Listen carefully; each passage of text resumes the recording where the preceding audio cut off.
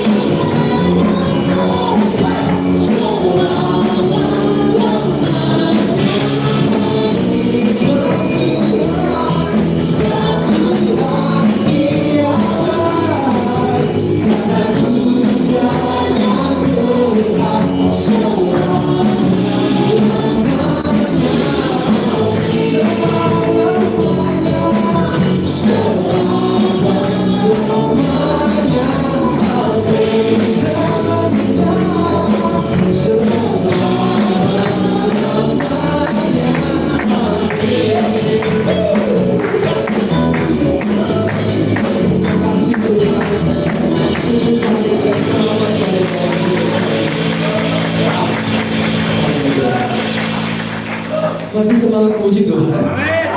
Coba dong senggol kanan kirinya dulu, bilang semangat dong guys, semangat dong, semangat. Ya. Siapa yang mau bersalah buat Tuhan Yesus katakan, siapa yang mau bersalah buat Tuhan katakan, haleluya.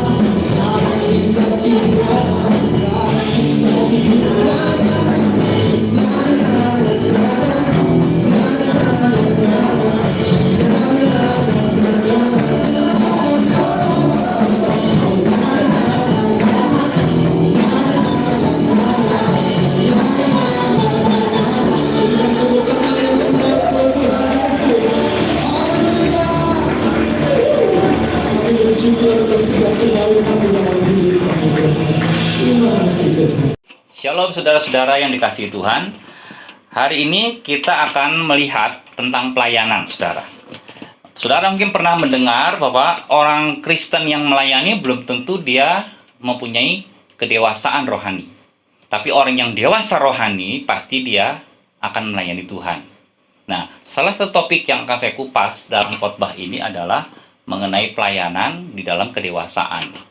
Nah, itulah mari kita akan sama-sama berdoa. Tuhan, kiranya kami ditempatkan di tempat yang tepat di dalam tubuh Kristus. Itulah sebabnya kami berdoa biar Tuhan membukakan, menyingkapkan rahasia firman-Mu mengenai karunia-karunia kami di dalam pelayanan, supaya kami lebih efektif, lebih maksimal di dalam melayani Tuhan. Terpujilah nama Tuhan, dalam nama Tuhan Yesus Kristus. Amin. Pijakan ayat yang saya akan pakai adalah dari Efesus pasal yang keempat, saudara, ayat yang ke-13. Ya, saya akan kasih judul khotbah ini dewasa dalam melayani. Sampai kita semua telah mencapai kesatuan iman. Nah, saya akan jelaskan lebih dulu, kata sampai itu berarti ini adalah tujuan yang ingin dicapai, goal. Gereja ini harus memasukkan ayat ini menjadi bagian dari visi dan misi gereja, ya. Paulus dia mengatakan begini, sampai, ya, tujuannya adalah begini, sampai kita semua telah mencapai kesatuan iman. Yang pertama, bukan kesatuan doktrin, ya, tapi kesatuan iman. Dan yang kedua, sampai kita semua telah mencapai pengetahuan yang benar tentang anak Allah. Kristologinya juga mesti benar. Yang ketiga, sampai kita semua telah mencapai kedewasaan penuh. Pasti ini adalah kedewasaan rohani, karakter Kristus, ya. Dan yang keempat, kata Paulus, sampai kita semua telah mencapai tingkat pertumbuhan yang sesuai dengan kepenuhan Kristus. Yang keempat. Nah, saya akan ambil satu kata dari ayat yang ke-13 ini, yaitu kata kepenuhan, yang berasal dari kata pleroma, ya, dalam bahasa Yunani. Nah, kata kepenuhan ini biasanya diterjemahkan dalam bahasa Indonesia dengan istilah yang tadi saya disebutkan di sini, kepenuhan, kegenapan, atau kesempurnaan. Nah, saya mau pinjam kata kesempurnaan saja, ya, karena terjemahan lain, ya, terjemahan dalam bahasa Indonesia sehari-hari, dia memakai kata sempurna untuk menerjemahkan kata pleroma ini. Saya akan bacakan ayatnya, ya. Dan kita menjadi orang yang dewasa yang makin lama makin bertambah sempurna seperti Kristus. Nah, oke lah, kita sepakat bahwa kita ini mesti sempurna seperti Kristus, targetnya itu. Nah, untuk mencapainya bagaimana? Gereja Tuhan kan mesti mencapai targetnya Tuhan, kalau enggak mengecewakan Tuhan. Kalau enggak, gereja ini tidak akan menjadi gereja yang efektif, gereja yang tidak masuk dalam pusaran rencana Tuhan. Nah, gereja yang sesuai dengan rencana Tuhan adalah gereja yang sempurna. Nah, bagaimana untuk mencapai kesempurnaan? Nah, puji Tuhan, ya, Paulus diilhamkan oleh Roh Kudus untuk dia menulis bagaimana cara untuk mencapainya, apa itu artinya kesempurnaan, khusus dalam Efesus pasal yang keempat ini saja, dalam konteks ini. Mari kita lihat dalam ayat 11 dan yang ke-12 dalam Efesus pasal yang keempat, ya. Pertama-tama saya akan paparkan tentang cara mencapai tujuan yang tadi saya sudah sebutkan. Dikatakan dalam ayat yang ke-11 dan yang ke-12 begini. Dan dialah yang memberikan baik rasul-rasul maupun nabi-nabi, baik pemberita-pemberita Injil maupun gembala-gembala dan pengajar-pengajar. Jadi untuk mencapai tujuan yang dicanangkan oleh Tuhan, ya, melalui penulisannya Paulus di sini adalah melalui apa? Melalui hamba-hamba Tuhan yang spesialis ditulis di sini, yang mereka punya keahlian khusus, ya, punya fungsi khusus dalam tubuh Kristus untuk apa? Untuk membantu jemaat, memperlengkapi jemaat untuk mencapai tujuannya. Nah, saudara, orang tua yang bijaksana atau orang tua yang sayang kepada anaknya adalah dia selalu memikirkan masa depan anak, bukan? Masa depan bukannya masa depan untuk cita-citanya anak itu saja, tapi masa depan supaya anak ini bagaimana supaya menjadi anak yang sehat dan menjadi anak yang berguna, ya, menjadi anak yang baik. Maka kalau orang tuanya merasa dia tidak bisa ngerti gizi, dia akan panggil ahli gizi atau dia tanya konsultasi kepada ahli gizi, kira-kira kalau anak yang punya penyakit jenisnya seperti ini, kira-kira dikasih gizi semacam apa? Ya, kalau ada anak yang bandel, ya, yang nggak mau denger-dengeran begitu, kalau ada hiperaktif, ya, kalau orang tuanya kewalahan, dia akan memanggil tenaga ahli untuk dia membenahi anak ini, membereskan anak ini, ya. Ya, kalau misalnya anak ini punya potensi seni, katakan begitu ya, menyanyi ya, maka orang tua yang memang bertanggung jawab ingin anaknya berguna, dia akan panggilkan guru atau instruktur yang pintar menyanyi untuk mengajarkan anak ini. Kalau ternyata anak ini pintar juga musik, dipanggilkan guru musik. Kalau anak ini ternyata punya darah seni yang cukup tinggi, saudara, maka dia akan mencoba, orang tua ini akan mencoba menggali ya lebih jauh, lebih dalam, mengembangkan bakatnya dengan cara memanggil tenaga-tenaga ahli seperti instruktur, misalnya dia diajarkan desain grafis kah, animasi dan sebagainya. Kelak dewasa anak ini kalau sudah dipersiapkan sedini hari mungkin menjadi anak yang baik, menjadi anak yang sehat, dan menjadi anak yang berguna. Demikian pula idam-idamnya Tuhan kepada gereja Tuhan. Dia mau menjadi gereja yang sempurna. Nah, bagaimana caranya? Caranya harus ya melibatkan hamba-hamba Tuhan yang punya karunia pelayanan yang ditulis dalam Efesus pasal 4 ayat yang ke-11 ini. Saya akan bacakan ya ayat yang ke-12. 5 fungsi daripada pelayanan ini berguna untuk apa? Untuk memperlengkapi orang-orang kudus bagi pekerjaan pelayanan, bagi pembangunan tubuh Kristus. Ini ayat yang ke-12-nya. Nah, menarik saudara ya, kata memperlengkapi yang dilakukan oleh kelima fungsi pelayanan ini, yang kata melengkapi itu berasal dari kata Yunani katartizo. Nah, katartizo ini artinya apa? Ini biasanya dipakai di ilmu kedokteran untuk dia memulihkan bagian-bagian atau apa ya, bagian-bagian tubuh yang sakit, yang patah begitu ya. Kalau ada tulang yang patah ya, dokter coba menyambung bagaimana caranya. Nah, ini artinya katartizo, dia melengkapi supaya bisa berfungsi seperti yang diciptakan pertama kali. Ya, beberapa bulan lalu saudara, terus terang bahu saya ini sakit ya. Saya ini nggak bisa begini saudara. Ini juga masih dalam pemulihan. Nah, dulu nggak bisa begini, saudara ya.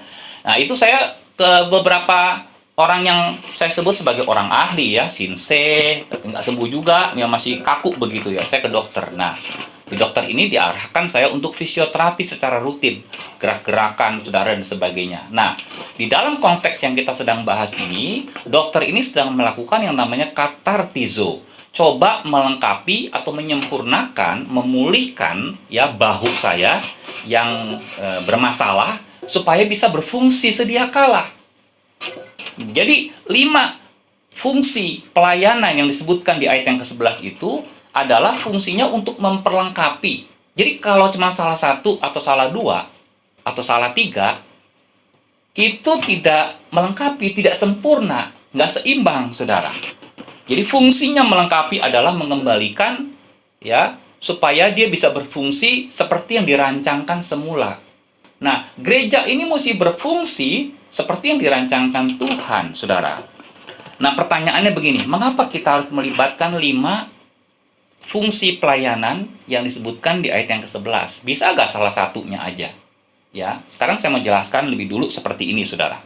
Ya, ini adalah skema besar yang Paulus dapat ilham dari Roh Kudus untuk menuliskan bagaimana caranya supaya gereja itu menjadi gereja yang sempurna ya. Jadi gini, Yesus ini kita setuju bahwa dia punya 5 fungsi pelayanan yang disebutkan dalam ayat yang ke-11. Ya, dia adalah rasul yang diutus Tuhan ya. Lalu yang kedua, dia adalah seorang nabi.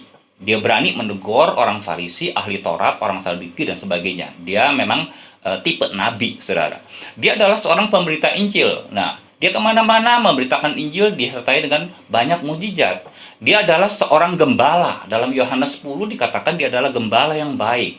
Ya, lalu dia adalah pengajar yang berbeda dengan ahli Taurat waktu dia mengajar.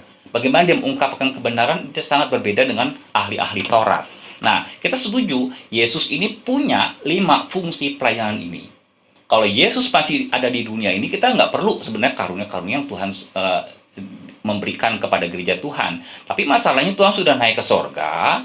Kemudian di ayat yang ke 10, 11, Tuhan dikatakan ia memberikan, saudara, kepada gerejanya ini kelima fungsi pelayanan yang dia miliki. Nah, masalahnya sampai saat ini saya tidak pernah mendapati atau melihat atau menemukan atau kenal dengan satu orang yang punya 5 fungsi pelayanan ini. Dia sekaligus diborong semua, itu nggak ada. Ya paling-paling dia adalah seorang pemberita Injil, terus kombinasinya dia menggembalakan sidang, ya.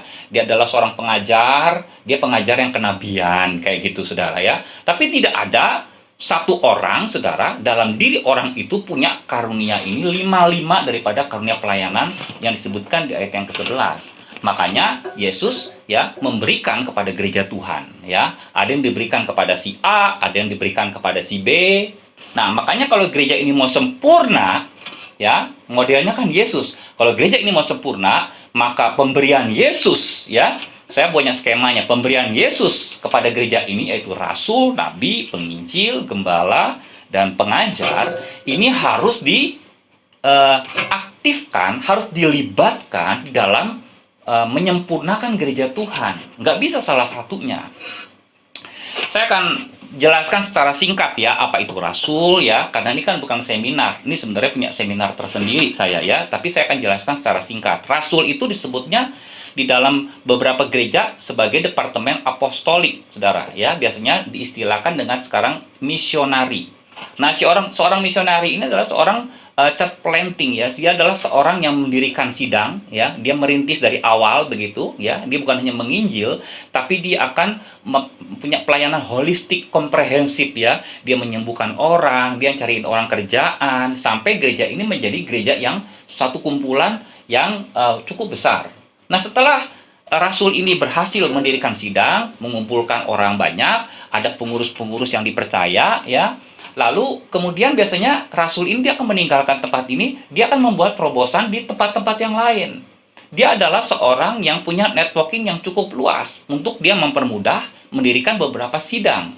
Jadi saya sebut sebagai rasul ini adalah seorang yang fungsinya penerobos. Kita perlu di departemen atau komisi tertentu orang yang punya karunia kerasulan untuk dia bisa merintis satu departemen, komisi untuk mengembangkan, karena orang yang diberi karunia kerasulan ini adalah orang yang banyak ide, yang networkingnya begitu luas sekali. Itu yang pertama. Yang kedua, ya, kalau diupamakan nabi ini ya sebagai telunjuk, ya, maka biasanya nabi ini fungsinya adalah untuk apa? Mengoreksi.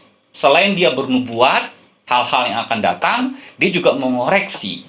Hanya nabi yang berani menegur kesalahan, kebusukan suatu orang, ya, atau suatu gereja, ya, agar gereja itu menjadi bersih atau jemaat itu menjadi bersih. Jadi saya sebut nabi ini fungsinya adalah sebagai pengkoreksi. Nah, beda dengan pemberita Injil. Pemberita Injil adalah jenisnya seperti orang motivator. Dia ngomongnya bagus, dia punya karunia untuk berbicara, ya, dia seorang speaker, pembicara yang hebat. Nah, biasanya saudara, penginjil yang sejati itu disertai dengan tanda-tanda mujizat, ya, tanda-tanda kesembuhan ilahi. Saudara pernah lihat ya kampanye-kampanye atau KKR yang besar, biasanya setelah dia memberitakan Injil disertai dengan apa? Altar call, bukan hanya terima Yesus, tapi juga ada yang disembuhkan, ada yang miskin, kemudian dijamah Tuhan menjadi seorang yang makmur, jadi orang yang diberkati Tuhan. Ya, ini penginjil. Ya, saya katakan apa ya? Dia adalah seorang promo yang didesain sebagai promosi atau seorang yang mengkampanyekan kerajaan Allah. Yang keempat, saudara, adalah seorang gembala. Nah, seorang gembala ini alim, harusnya, saudara, ya. Seorang gembala ini adalah seorang perawat. Jadi setelah dirintis, saudara, ya, mungkin setelah disakiti atau mungkin setelah dioperasi sama nabi, yang membalut siapa? Biasanya orang yang punya tipe seorang gembala. Setelah diinjili, saudara, ya, ini biasanya nggak bisa nih mengajar sampai dia dewasa rohani. Bukan saya mengecilkan peranan pemberita Injil, karena memang peranannya seperti itu, yang kemudian harus dirawat oleh seorang gembala. Nah, yang terakhir adalah pengajar. Nah, pengajar ini adalah orang yang mampu, ya, diberi kesanggupan mengajar secara sistematis, ya, secara detail, ya, begitu jelas sekali. Hal-hal yang belum diungkapkan kemudian dia bisa melihat dan dia ungkapkan dengan sistematis, dengan baik. Itu pengajar, saudara. Nah, perlukah kita 5 jabatan ini? Ya, perlulah, ya. Sementara saya berbicara, saudara, saya jelaskan, saudara bisa melihat chart yang saya akan tayangkan, ya. Jadi gini, ya.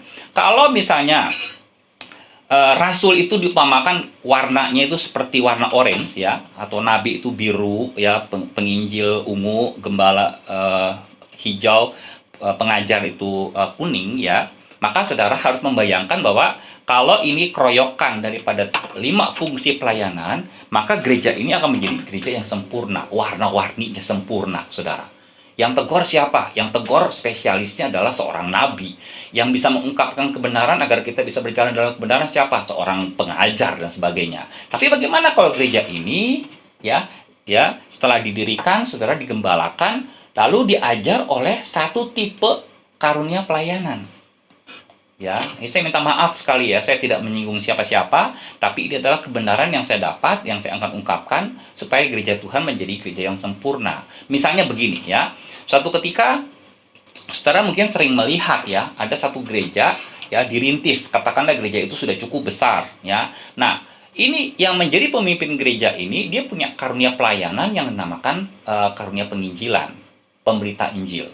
Tentu khotbahnya bagus, saudara. Cara penyampaiannya bagus, ya. Walaupun isinya tidak sedalam pengajar, ya, hanya cuak-cuak begitu, ya. Pembawaannya bagus, ya. Dia seperti seorang motivator begitu. Dan biasanya kan disertai dengan tanda-tanda mujizat, ya, kesembuhan ilahi, ya.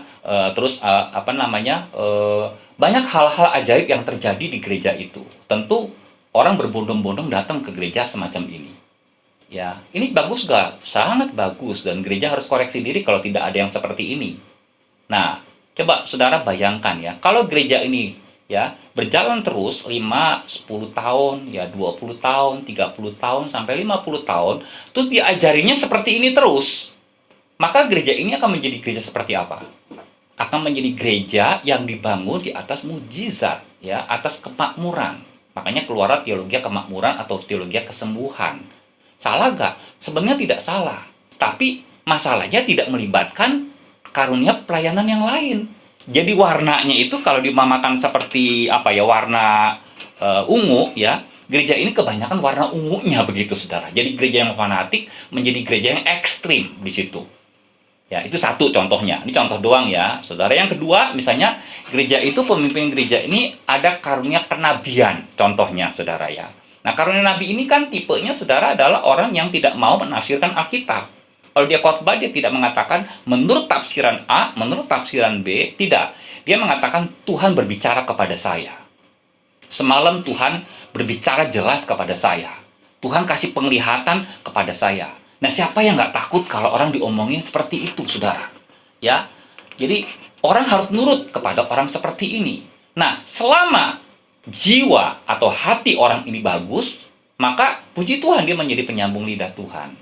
Tapi berapa banyak di antara kita, ya kan, kita kan juga sebagai manusia ya, yang punya kepentingan, ya, kepentingan sedikit saja, maka bisa melenceng.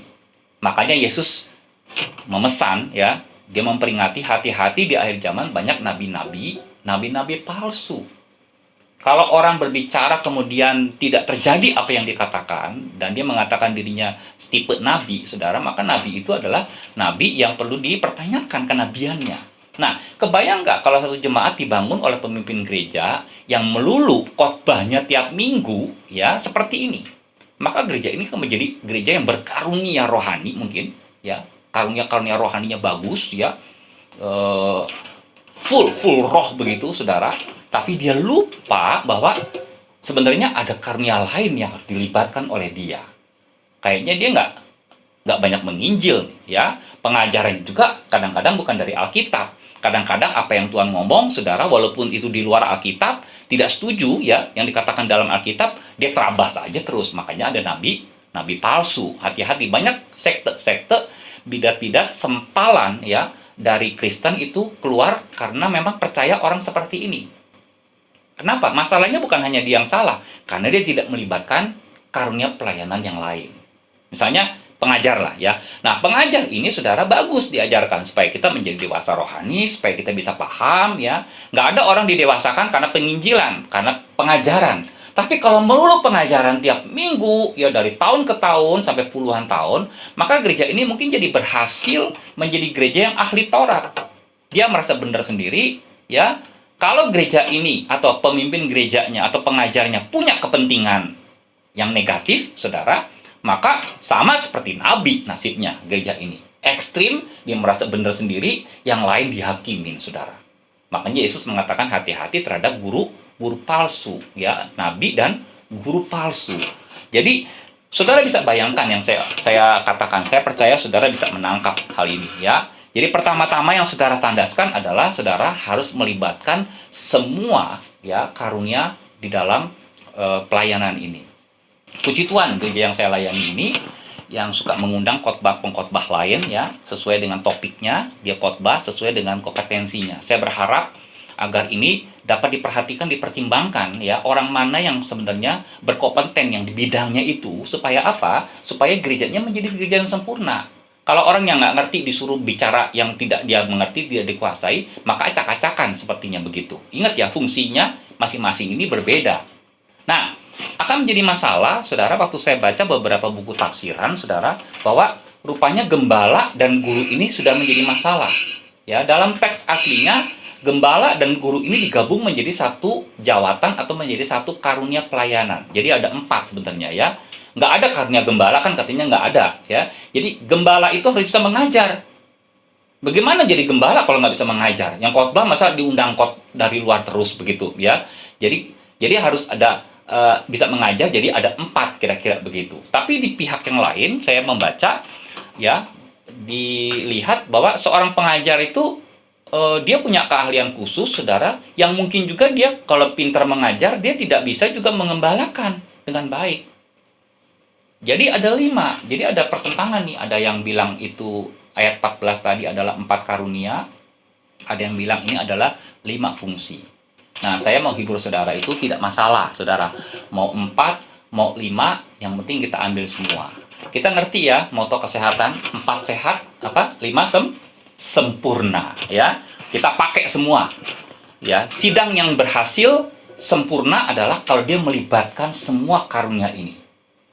Yang kedua, saudara, di dalam ayat yang ke-12 dan yang ke-13 dalam Efesus pasal yang keempat ini dijelaskan tentang kata sempurna. Rupanya kata sempurna itu bukan hanya dewasa rohani, sebab di dalam ayat yang ke-13 tadi kita sudah baca, di urutan ketiga itu ada kedewasaan yang penuh, ya. Tapi kata sempurna itu memang lebih luas lagi. Sempurna seperti Kristus seperti apa? Ya, bukan hanya karakternya saja, tapi karunia-karunia yang dimiliki oleh Yesus pun kita juga harus ambil bagian di dalamnya. Karena kalau enggak, kita hanya sifatnya baik seperti Kristus, tapi dalam pelayanan tidak seperti Kristus. Sekarang kalau saya mau tanya kepada saudara, ya, seperti yang saya pernah buat survei. Jadi pertanyaannya begini, saudara mau pilih mana? Untuk pegawai saudara atau untuk anak saudara, ya? Ada orang yang baik sifatnya, baik banget sifatnya, ya, tapi skillnya atau dia tidak punya keahlian sama sekali alias bodoh. Atau saudara mau pilih adalah orang yang pinter dalam segala hal, ahli, tapi sifatnya buruk banget. Saudara kira-kira pilih yang mana? Hah? Pilih dua-dua? Jangan. Kalau pilih ya salah satu, saudara. Nah, dari survei yang saya tebar di medsos, saudara, banyak orang memilih ini yang pertama. Dia pilih orang yang sifatnya baik, tapi adalah orang yang nggak apa-apa yang bodoh, nggak apa-apa Pak Yusak katanya, ya. Dia bisa diajarkan, ya. Kalau orang yang pintar, orang yang ahli, sifatnya buruk, dia susah diajar. Dia menjadi teroris tuh kebanyakan, ya. Ini benar juga. Tapi Alkitab memang tadi mengatakan bahwa kita sempurnanya ya dua-duanya sifatnya baik seperti Kristus, ya. Kita juga berguna dalam pelayanan efektif seperti Kristus. Jangan hanya baiknya saja, nggak berguna nanti, saudara, ya. Pernahkah saudara melihat ada satu gereja, ya, yang jemaatnya begitu aktif sekali dalam ibadah, ya, memberikan persembahan, lalu kira-kira misalnya kalau di tengah-tengah minggu ada ibadah persekutuan doa, dia juga ikut ibadah dalam persekutuan doa, ya. Terus apalagi saudara, banyak sekali kegiatan-kegiatan gereja yang dia ikuti, saudara, sebagai jemaat. Jangan orang bersukacita kalau jemaat aktif di gereja seperti ini. Nanti satu saat kalau jemaatnya itu dites sama Tuhan, ya, dites bagaimana misalnya? Misalnya ada orang yang mau kanseling, misalnya ada orang yang mau didoakan orang sakit, berani nggak, saudara? Ya, sakitnya kalau sakit flu sih nggak apa-apa, kalau sakitnya parah, saudara berani nggak mendoakan orang seperti itu? Ya, belum lagi kalau ada orang, ya, Tuhan izinkan jemaat itu menghadapi orang yang kerasukan setan. Ya, saya berdoa biar saudara itu masuk ke areal seperti ini, biar sebagai cek and recheck bahwa saudara itu pelayanan atau gereja Tuhan berhasil gak mengajarkan jemaatnya. Apakah gereja yang berhasil itu hanya yang sifatnya baik saja? Ya dia bisa pelayanan juga seperti yang saya sebutkan tadi. Nah, saya akan jelaskan saudara secara singkat bahwa karunia-karunia rohani yang saudara harus miliki, ya, yang harus saudara tahu dan saudara miliki dan temukan ini adalah ada dalam 3 kitab. Efesus pasal 4 ayat yang ke-11, tadi kita sudah baca ya. Lalu dalam Roma 12 ayat 6 sampai 8 ini ada 7 karunia. Lalu dalam 1 Korintus pasal 12 ayat yang ke-7 sampai yang ke-10 ini ada 9 karunia. Nah, yang saya coba jelaskan adalah dalam Roma pasal yang ke-12 dan 1 Korintus pasal yang ke-12. Karena karunia ini berbeda, saudara ya. Tipenya tuh berbeda, karakternya berbeda, definisinya juga berbeda. Nah, dalam Roma pasal yang ke-12 ini merupakan karunia apa? Ini adalah karunia jadi nampaknya itu reaksi seseorang ketika dia menemukan satu kejadian. Contohnya seperti ini ya. Misalnya di tengah-tengah perkumpulan yang saudara sedang adakan, tiba-tiba ada yang pingsan satu orang. Nah, saudara bisa lihat ya, reaksi orang kan macam-macam. Ada yang menangis, ya, ada yang langsung berdoa, ada yang dia cepat-cepat mengambil bantal, saudara, yang empuk-empuk, lalu ditatakin kepalanya itu dengan bantal. Ada di antara saudara mungkin yang mencari minyak minyak wangi atau minyak kayu putih begitu, saudara, agar dimasukkan ke hidungnya supaya dia bisa ciuman begitu ya. Ada yang sibuk telepon. Nah, kalau orang tidak mengerti karunia yang saya mau jelaskan dalam Roma pasal yang ke-12, biasanya mereka saling mengkritik. Biasanya orang yang menopang ya di atas tangannya ini, saudara, dia akan mengkritik orang yang main telepon. Jangan main telepon terus dong. Ini bagaimana pikirin supaya dia jangan pingsan. Dia tadi makan apa? Coba ya. Nanti orang yang lagi telepon itu akan berkata, "Loh, kamu kan nggak ngerti. Dia orang baru di jemaat kita. Bagaimana kamu tahu itu penyakit apa?" Makanya saya lagi kontak saudaranya supaya ada yang bertanggung jawab. Dia bisa jelaskan kepada kita. Nah, dari antara perdebatan yang saya jelaskan di sini, kira-kira mana yang lebih betul? Atau mana yang salah? Kan nggak ada yang salah, nggak ada yang betul, saudara. Bahwa semuanya sesuai dengan karunia motivasi. Ya, jadi motivasi mereka apa nih, saudara? Oh, pikiran mereka itu adalah karunia motivasi. Jadi Roma 12 ini adalah karunia motivasi yang diberikan kepada gereja Tuhan. Nah, jemaat saudara harus punya satu nih. Atau kombinasi 2. Saya punya salah satu dari sini juga. Nah, karunia nubuat ini jangan dibayangkan seperti nabi-nabi ya yang kemasukan roh begitu kemudian dia bernubuat, jangan ya. Roma 12 ini adalah sebenarnya ingin menjelaskan kepada kita bahwa tiap-tiap orang itu ada reaksi spontan yang dia harus tampilkan pada saat-saat tertentu. Misalnya ketika dia ada yang melihat perlu perlu dilayani, saudara, perlu minum, dia yang punya karunia melayani, dia langsung ngambil air minum ya, misalnya begitu. Atau karunia memimpin ya, ketika dia melihat ada yang harus dipimpin, maka dia ambil alih. Ya, tolong dong hubungin si A ya, tolong nanti hubungin ambulannya dan sebagainya. Jadi ini otomatis terjadi karena Tuhan yang memberikan kepada gereja Tuhan. Nah, karunia nubuatan adalah karunia yang biasanya orang berbicara secara spontan tanpa persiapan. Pernahkah ibu-ibu, bapak-bapak ya, ketika ada orang yang ngeseling atau yang menanyakan saudara secara langsung, tiba-tiba secara mendadak ya, secara spontan saudara menjawab begitu saja. Tidak punya data, saudaranya tidak punya persiapan, tiba-tiba dilontarkan begitu saja, lalu jawaban saudara itu tepat bagi dia, obat bagi dia, jawaban bagi dia. Nah, itu karunia nubuat yang disebutkan di dalam Roma pasal yang ke-12. Nah, yang mengkhawatirkan saya, yang memprihatinkan saya, kalau orang belum dewasa rohani, ya, dia sudah menemukan karunia ini, kemudian digunakan secara maksimal. Nah, misalnya begini ya, ini yang memprihatinkan saya ini ada kejadian, saudara ya. Misalnya orang punya kemurahan, ya, punya karunia kemurahan atau belas kasihan. Jadi dominannya di perasaan, saudara ya. Temperamennya ada temperamen sanguin biasanya orang seperti ini. Lalu dia itu kombinasinya sama karunia memberi atau membagi-bagikan. Nah, entah memberinya nomor 1 atau belas kasihannya nomor 1, ya pokoknya dia kombinasi atas 2 karunia ini. Nah, kalau dia belum dewasa rohani, maka dia gampang terenyuh orangnya, gampang belas kasihan. Jadi siapa saja bisa dikasih duit, bisa dikasih makanan. Nanti kalau suami istri bisa ribut gara-gara ini. Kenapa kamu memberikan kepada, aduh saya nggak tega, ya, saya harus memberikan kepada orang seperti itu. Kamu bagaimana sih? Dia mungkin mengkritik yang lain. Nah, kalau orang belum dewasa rohani, hikmatnya juga nggak dipakai. Jadi saudara ngerti maksud saya ya. Nah, saya akan lanjutkan saudara. 1 Korintus pasal yang ke-12 itu adalah menunjuk kepada karunia-karunia manifestasi Roh Kudus. Kalau Tuhan anggap ya di saat satu peristiwa, di satu tempat ya, ketika saudara sedang melayani seseorang atau beberapa orang, Tuhan anggap perlu untuk mempromosikan, mendemonstrasikan kuasanya, maka dia harus dengan kehendaknya sendiri, Tuhan berinisiatif untuk memanifestasikan, mewujudkan melalui orang yang ada waktu itu, orang Kristen yang ada waktu itu. Namanya karunia manifestasi. Nah, ada 9. Saya coba kelompokkan saja ya, karena waktu biar cepat, saudara. Karunia perkataan ini saya kelompokkan ya, dalam 1 Korintus pasal yang ke-12 itu adalah karunia nubuat, bahasa roh, dan tafsirkan bahasa roh. Karena memang ini memakai perkataan di dalam menyampaikan firman Tuhan. Lalu kedua, karunia pewahyuan, biasanya mendapat penglihatan ya. Lalu di sini dikatakan apa? Karunia hikmat, karunia marifat, dan karunia membedakan roh. Ini satu geng ya, satu grup. Ada karunia kuasa, yaitu karunia iman, karunia kesembuhan, dan karunia mujizat. Nah, karunia ini bukannya permanen dalam diri orang. Ini adalah apa ya? Manifestasi lah ya, perwujudan ya. Tuhan itu ingin menampilkan dia ada di tengah-tengah perkumpulan atau orang semacam itu. Dengan apa? Dengan cara karunia-karunia manifestasi. Makanya ini kebanyakan hal-hal yang supranatural.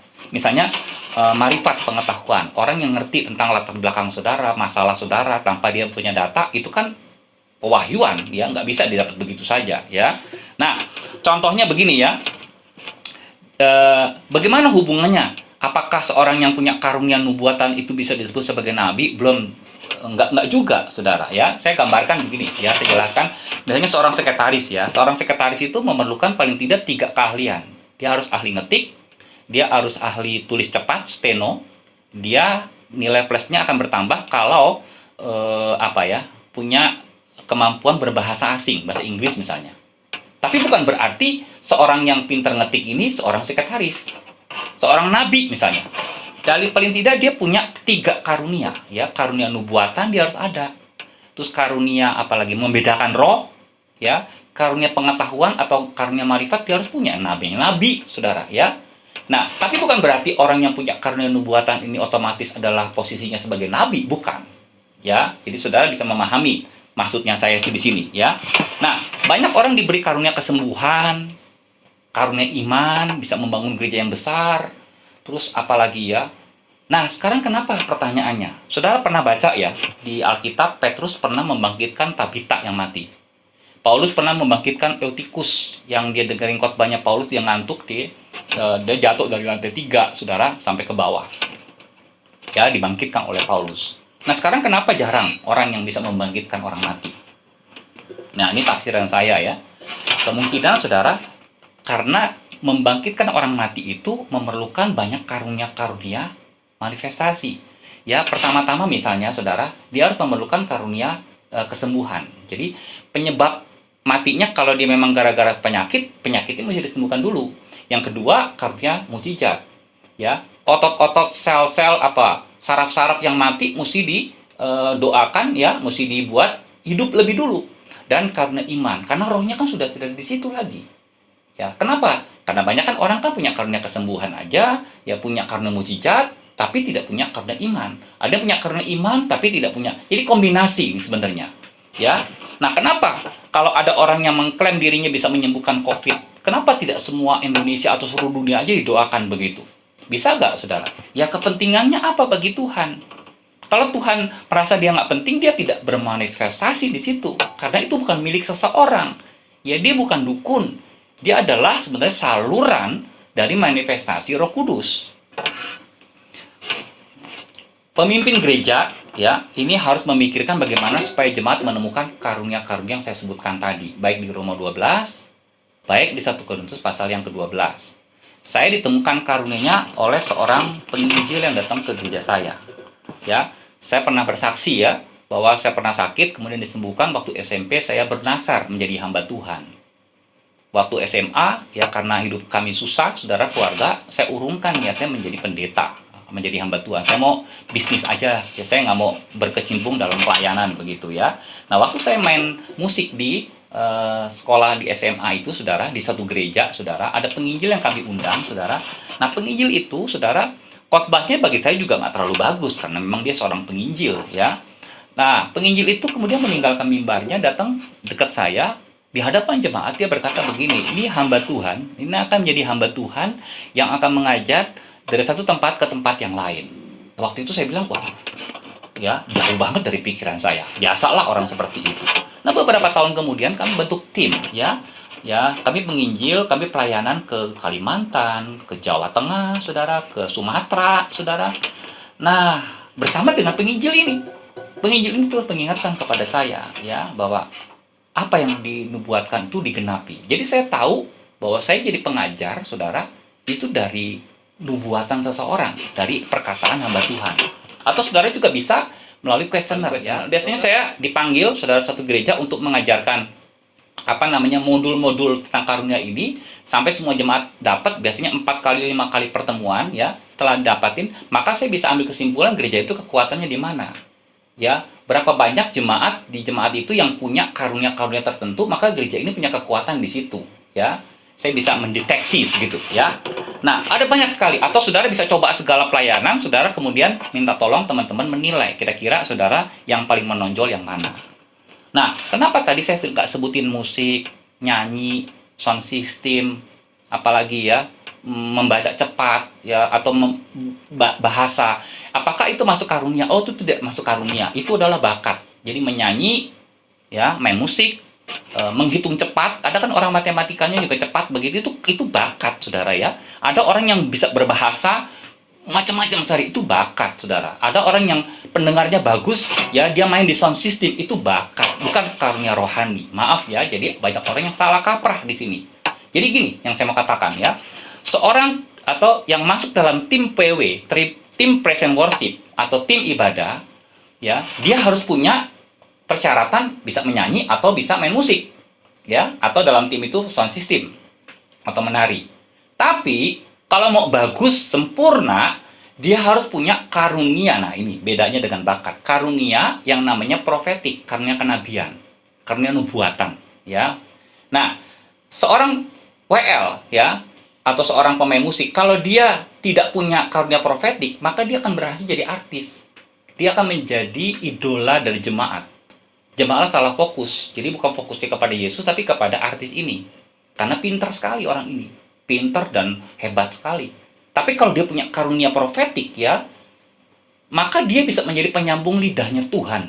Maka jemaat akan dikagumkan dengan kebesaran Tuhan, kehebatan Tuhan melalui orang seperti itu. Jadi syaratnya, saudara, tim PW harus menemukan diri saudara itu punya apa tidak, ya, karunia membuat ini, karunia profetik ini. Itu menjadi PR saudara. Orang yang sempurna atau orang yang berbahagia adalah orang yang sudah mendapati atau yang sudah menemukan karunia rohaninya. Karena dia tahu tempatnya dalam tubuh Kristus. Jadi ciri-cirinya orang ini sudah tidak iri hati lagi. Kalau saudara masih iri hati kepada karunia orang lain, kepada kehebatan orang lain, maka ini indikasinya saudara itu belum menemukan karunia rohani saya sendiri. Saudara membandingkan dengan orang lain. Tapi kalau saudara sudah menemukan, maka saudara akan lihat kalau orang yang lebih hebat daripada saudara, ya fungsinya seperti itu sih. Kalau ada orang yang lebih rendah daripada saudara, ya memang fungsinya seperti itu, ya. Nah, saudara pernah tahu ya, ada Fanny J. Crosby kesaksiannya. Waktu dia umur 6 minggu, dia matanya sakit infeksi, saudara. Karena memang dokter di kota jauh, orang tuanya tidak membawa ke dokter di kota, tapi membawa ke dokter di daerah itu. Nah, rupanya salah obat, kemudian dia matanya buta total, ya, Fanny Crosby ini. Nah, dia belum Kristen waktu itu. Sejarah membuktikan dia belum Kristen, ya, tapi dia dibesarkan oleh neneknya yang Kristen, yang mengajarkan selalu Alkitab, ya. Dia buta, saudara, dia hafalin Alkitab sampai dia hafal Kejadian, Keluaran, Imamat, dia hafal, saudara, beberapa Mazmur, Amsal, dia banyak sekali ayat yang hafal. Otaknya sangat cerdas sekali ini orang. Nah, umur 30 tahun dia baru bertobat jadi Kristen. Ketika dia berumur 40 tahun, saudara, maka telah dikumpulkan bahwa ada 8.000 lagu yang dibuat oleh Fanny Jane Crosby. Di antaranya lagu yang saudara mungkin tahu ya. Ku berbahagia, yakin teguh. Ya, atau selamat di tangan Yesus. Jadi orang yang berbahagia itu adalah orang yang sudah menemukan karunia-Nya dalam tubuh Kristus. Ya, karena profetiknya sangat kuat sekali ini Fanny Crosby. Dia bisa menangkap kalau musik itu sebetulnya nadanya kemana begitu ya. Saudara, PR saudara harus menemukan karunia saudara.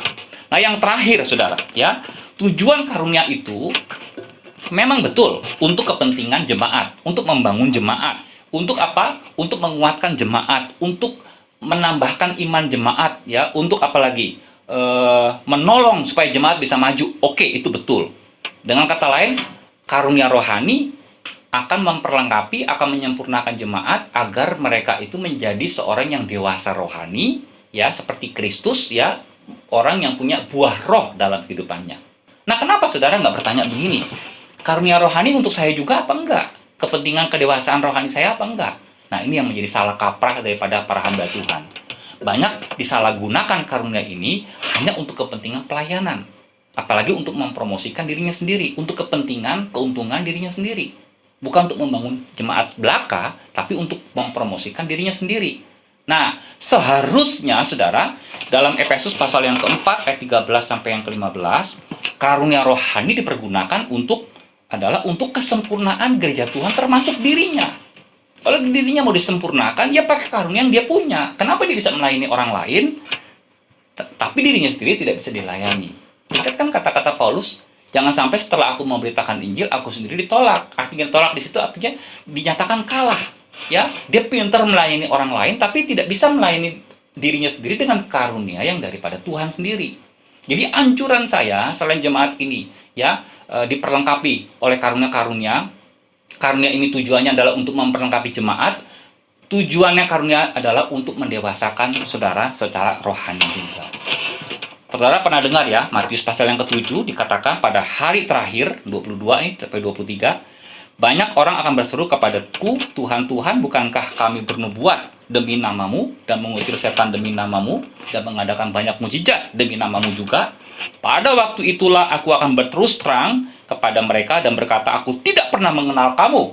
Menyala daripadaku, kamu sekalian pembuat kejahatan. Ini ayat tersulit yang jadi bahan perdebatan. Tapi dari kutipan yang saya ambil dari bahasa asli, diterjemahkan begini bagian akhirnya ya. Tidak ada kata-kata nyahlah daripadaku kamu pembuat kejahatan. Tapi kata-katanya terjemahkan seperti ini. Aku tidak pernah mengatakan bahwa kalian adalah sahabatku. Tuhan merasa dikhianati. Karunia yang diberikan Tuhan kepada seseorang itu dipergunakan untuk kepentingan diri sendiri secara negatif. Bukan untuk kepentingan jemaat dan juga untuk dirinya sendiri. Dalam arti untuk mendewasakan dirinya sendiri. Saudara harus tahu kenapa Tuhan kasih karunia rohani kepada gereja Tuhan. Gini ya, kalau Tuhan tunggu iman seseorang sampai dia sempurna, kelamaan, saudara. Sampai dia bertumbuh secara rohani, dewasa, itu kelamaan. Makanya Tuhan drop karunia-Nya kepada gereja Tuhan yang percaya. Nah, disinilah tidak seimbang terjadi antara karunia dengan karakter. Ya, harusnya kan seimbang berjalan bersama. Atau harusnya karunia yang didapat ini harusnya membantu supaya karakternya dia juga dapat disempurnakan, ya. Karena karakter inilah yang menopang karunia yang Tuhan berikan kepada saudara.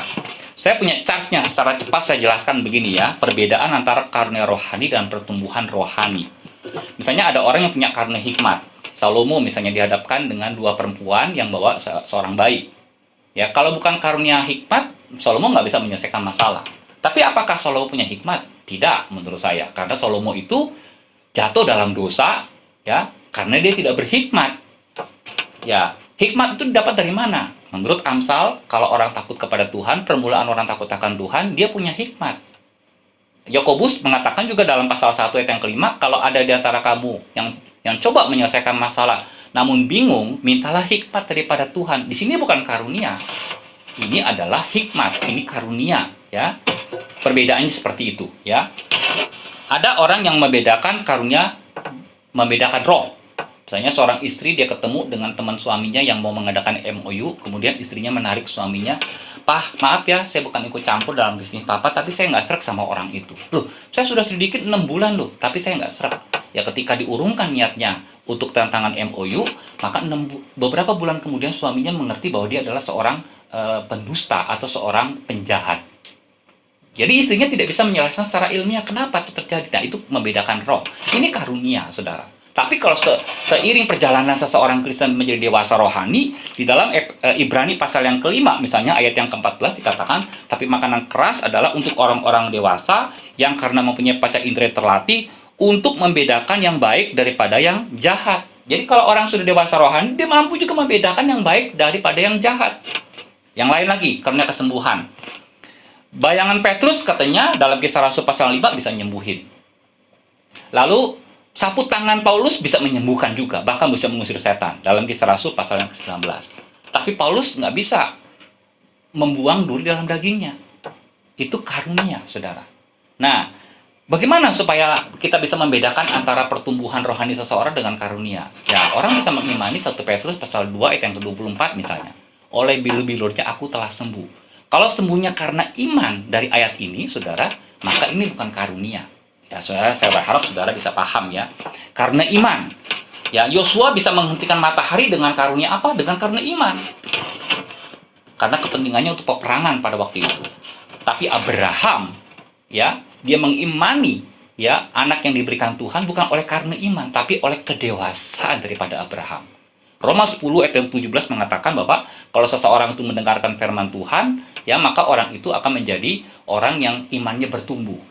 Nah, saya akan jelaskan secara singkat bahwa stratanya kita, tingkatan-tingkatan kita di dalam kedewasaan adalah ada 4 ya, bayi, anak, dewasa, orang tua. Bayi itu pengetahuannya masih kosong, masih empty ya, dia masih disuapin, masih dikasih makan. Seorang anak biasanya ciri-cirinya dia mau tahu karena dia harus memasukkan pengetahuan banyak dalam dirinya dia, ya. Nah, seorang yang dewasa, ya seorang anak ciri-cirinya adalah kalau orang haus akan kebenaran, dia adalah seorang anak, baru tarafnya seorang anak. Nah, seorang dewasa ketika pengetahuan sudah mulai masuk dalam dirinya itu, dia bisa ambil keputusan. Makanya dalam Efesus pasal 4 ayat yang ke-14 dikatakan, sehingga kita ini bukan lagi diombang-ambingkan oleh rupa-rupa angin pengajaran. Kita bukan lagi anak-anak. Masuk ke tahap berikutnya, jangan puas sampai di dewasa rohani. Masuk ke tahap berikutnya menjadi orang tua rohani, menjadi bapak rohani, menjadi ibu rohani, menjadi kakak rohani. Menjadi seorang yang bisa mementoring orang yang lain. Nah, saya berdoa ya, agar saudara bisa menemukan karunia saudara dan menggunakannya dengan tepat. Cuman ada 2, saudara, ya, jenis orang Kristen yang dikatakan dalam Alkitab. 1 adalah orang yang menyalahgunakan karunia ketika dia dapat, atau orang yang tidak tahu bahwa Tuhan sudah memberikan karunia kepada dia. Nah, orang yang tepat adalah, yang sempurna adalah orang yang tahu karunia, lalu dia memakainya dengan tepat dalam kehidupannya. Tuhan memberkati saudara. Kita berdoa. Terima kasih Engkau memberkati kami akan firman Allah, supaya firman Allah ini bisa mendewasakan hidup kami. Terpujilah nama Tuhan. Haleluya. Amin.